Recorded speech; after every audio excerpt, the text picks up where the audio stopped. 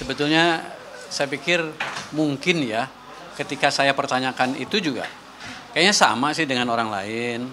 Hanya masalahnya bisa saling menjaga enggak gitu. Banyak kan yang orang tidak sukses itu karena tidak bisa saling menjaga. Apa buruknya istri, apa buruknya suami. Jangan bicara tentang baiknya kalau itu. Tapi dalam mengingat, kita mengingat selalu kebaikan pasangan kita gitu. Mungkin hanya itu sih sebetulnya, singkat banget sih kalau gitu resepnya lah gitu. Om Caca dan Mbak Lucy sendiri kalau kalian itu saling terbuka nggak sih kayak masalah keuangan atau gimana sesama pasangan tuh saling terbuka sih? Kalau saya sangat, karena kebetulan yang ngurusin saya, yang memanage saya itu adalah istri saya. Masuk uang Rp1.000 pun dia pasti tahu. Keluar uang Rp1.000 pun sama-sama saling tahu. Tapi di dalamnya kadang-kadang suka balap-balapan. Misalkan dapat punya uang 100.000. Ini kan selalu digeletakin sama saya. Siapa aja yang duluan ngabisin gitu. Makanya jadi saya maklumin dia juga maklumin saya. Cuman yang jelas dalam membelanjakan lah yang harus kita hati-hati.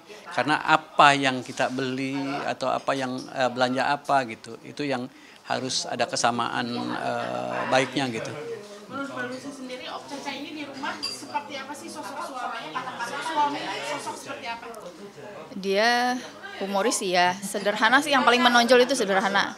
Ya nggak pernah memposisikan dia itu artis, public figure dimanapun gitu. Jadi tidak pernah memandang status sosial orang lain gitu. Jadi intinya tidak pernah merendahkan orang lain gitu. Sampai misalkan kayak pengamen gitu, sampai pokoknya rumah kita tuh selalu terbuka untuk siapapun gitu. Jadi mau pedagang, mau tukang apapun gitu ke rumah kita tuh ya udah welcome aja gitu. Malah kadang ayo makan bareng gitu, ayo ngopi bareng kayak gitu-gitu aja sih. Yang paling menonjol sih. Kalau rata-rata sih ya standar baik gitu. Ini kan terpaut 17 tahun, ada nggak sih? Terpaut 21. Iya. Pemikiran-pemikiran yang cara pandangnya tuh berbeda gitu karena perbedaan usia ini. Kalau cara pandang mungkin lebih menonjol di pola asuh ya. Pola asuh, jadi kalau dia lebih ke bapak, saya lebih ke ibu itu karena anak kita kan perempuan gitu. Anak kita perempuan, jadi seorang bapak itu kan kayaknya kalau sama anak perempuan tuh kayaknya sayangnya yang ini banget gitu ya. Terus anak-anakku juga memang kayaknya memang kalau lebih ininya deket secara emosional ke ayahnya gitu. Jadi kalau misalnya anak, ayah aku pengen ini, pengen itu gitu. Suka dulu-dulu itu waktu masih balita itu suka langsung dijawab, oh iya nanti ayah belikan misalkan. Nah kalau aku lebih mengajarkan anak itu untuk lebih mengenal proses gitu. Misalkan pengen beli pengen beli ini gitu. Oh ya sudah, kalau kamu pengen sesuatu nabung dulu gitu. Beli itu kan pakai uang gitu. Beli itu pakai uang. Kau punya uang enggak? Ya udah, gimana caranya punya uang gitu kan. Jadi sampai waktu itu ada satu kejadian yang benar-benar kayaknya ngiris batin gitu. Jadi dia pas siang-siang itu ya kita pergi sebentar gitu, nggak ngajak dia lagi main sepeda. Tapi pas kita pulang, kamu lagi ngapain Neng gitu, panas-panasan. Aku lagi jualan, dia bilang gitu. Aku lagi jualan. Kok jualan apa? Jualan kerupuk, opak kayak gitu-gitu kan, kita suka bawa oleh-oleh dari kampung gitu kan. Dia dimasukin gitu sama dia, buat apa uangnya, kan kalau mau jajan udah tinggal minta sama ayah, dia bilang gitu. Enggak, aku ngumpulin uang buat mama sama ayah pergi haji. Nah disitulah aku yang langsung tersentak, ya Allah kok anak sekecil ini gitu udah punya pikiran untuk memberikan sesuatu kepada orang tua gitu. Jadi alhamdulillah apa yang saya terapkan dari dia balita itu sudah tumbuh gitu. Sampai sekarang pun dia mau minta apapun itu kayak yang takut gitu, takut membebani orang tua. Jadi misalkan mama aku uang jajan, suka saya tanyakan karena dia di pondok pesantren, saya suka tanya gini, kamu punya uang jajan nggak, masih ada nggak gitu. Dia diam gitu, ya udah mama transfer ya, emang mama ada gitu. Jadi apa-apa tuh selalu bertanya gitu, kalau nggak ada nggak apa-apa mama gitu. Jadi alhamdulillah tidak pernah hitungannya membebani gitu sama orang tua.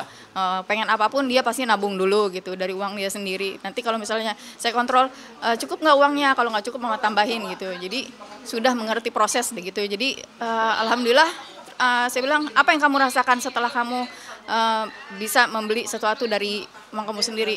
Ya seneng aja, lebih dari yang dikasih sama mama sama ayah gitu. Aku pakai uangku sendiri gitu. Kalau kalian ini untuk pasangan yang cemburuan gak sih? Tadi juga sebetulnya dalam acara pertanyaan ini persis. Jadi begini, kalau dalam agama kami Islam gitu, mengajarkan bahwa jangan suka berburuk sangka ketika pasangan cemburu, karena diajarkan dalam agama. Ketika istri tidak cemburu dengan suaminya, suami tidak cemburu dengan istrinya, lebih baik bercerai. Nah, makanya ini sangat dijunjung tinggi. Cemburu sesuai dengan ukuran. Nah, jadi ketika ada yang mencemburui sesuatu yang agak menyimpang dari hati kita gitu ya, yang kita kan nggak tahu. Nah itu berusaha untuk diingatkan dan untuk diperbaiki gitu. Jadi setelah cemburu itu ada perbaikan gitu. Jadi bukan berarti setelah cemburu itu semakin berantakan ikutin hawa nafsu untuk berperang gitu, bukan. Jangan konfrontasi, harus diselesaikan dengan baik. Kalau udah jadi sosok suami gitu ya, suami dalam rumah tangga dan menjaga kehidupan yang harmonis, seperti apa sih pandangan Om Caca, harus seperti apa suami yang baik? Sebetulnya saling mengantar. Apa keinginan suami diantar sama istri, apa yang menjadi keinginan istri diantar sama suami. Satu contoh, saya selalu membebaskan istri mau ke mall, mau ke pasar, mau kemana, silahkan jalan, tapi saya ikut. Artinya nggak bisa lepas ya Om? Iya. Nggak saling membebaskan yang menjadi bablas lah gitu ya. Tetap kita kita jadi pasangan itu sama-sama menjadi fungsi kontrol bagi kehidupan. Apa yang di tengah gempuran perceraian para artis yang tetap bikin Om tetap setia, tetap menjaga rumah tangga ini gitu? Fondasinya apa sih? Tapi saya berumah tangga itu dengan hati yang kosong. Tidak diawali dengan aduh nanti takut bagaimana, aduh nanti bagaimana. Nggak ada. Apa yang saya usahakan sekarang nggak akan beda dengan yang besok gitu. Kenapa? Kalau sekarang sudah dirasa enak, kenapa harus dirubah gitu. Tapi kalau prinsip-prinsip lain sih berbeda gitu ya. Dan saya tidak pernah membebani hati gitu ya, saling membebani enggak. Saya nggak pernah merasa dibebani sama istri. Apakah istri saya bagi duit dong sekian untuk enggak. Saya juga begitu.